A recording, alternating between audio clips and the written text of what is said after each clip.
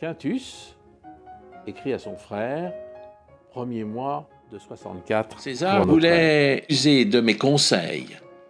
C'est pour cela j'en donne Atticus, Rome, mars ou avril 67.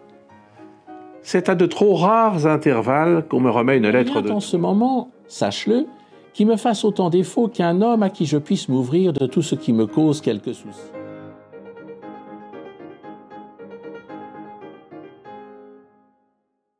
La correspondance de Cicéron est un véritable trésor, une mine d'expériences, d'anecdotes, de réflexions, qui nous donne l'accès aux coulisses du pouvoir à une époque terrible de la République romaine, c'est-à-dire dans ces dernières décennies, au 1er siècle avant notre ère.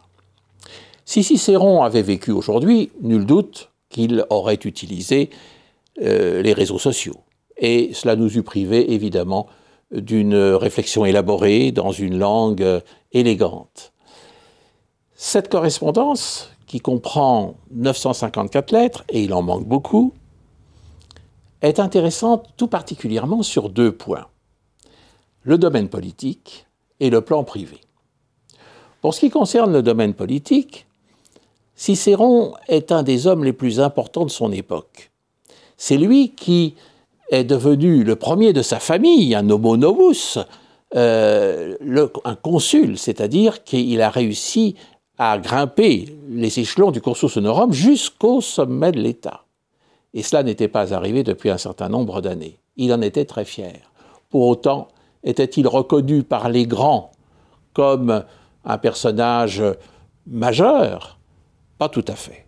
Et il a toujours souffert d'être considéré un peu comme un campagnard. Il venait d'Arpinum, et d'être traité de locataire à Rome. C'est Catilina qui, férocement, lui avait adressé cette remarque.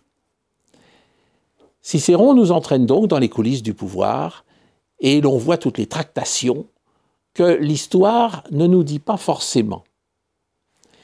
Sur le plan privé, c'est tout aussi passionnant, parce que nous découvrons un autre homme que le Cicéron que nous croyons connaître.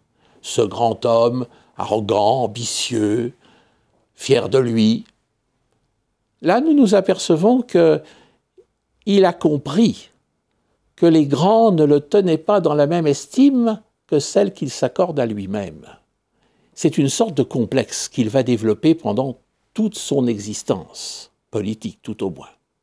Et puis nous voyons à travers ces lettres, même si ça le rabaisse un peu, mais ça l'humanise d'un autre côté, nous voyons un Cicéron avec ses petits défauts, ses turpitudes, avec sa gourmandise, jusqu'à s'en rendre malade, son plaisir à lire ou à discuter de philosophie avec un petit coup dans le nez, comme il l'écrit lui-même. Nous voyons aussi un homme avec ses peurs, ses contradictions, ses besoins, ses envies. Cicéron est un personnage évidemment hors norme par son œuvre et par ce qu'il a fait. Et il a bien conscience que tous ses ouvrages philosophiques et tous les conseils qu'il donne ne sont peut-être pas en accord avec sa propre vie. Et les lettres nous donnent un autre ton. Voici une phrase qu'il donne dans ses lettres. « Que de plaisanteries qui sont mises dans la correspondance paraîtraient déplacées si on les rendait publiques. » On voit bien qu'il faut lire la correspondance pour vraiment pouvoir connaître Cicéron.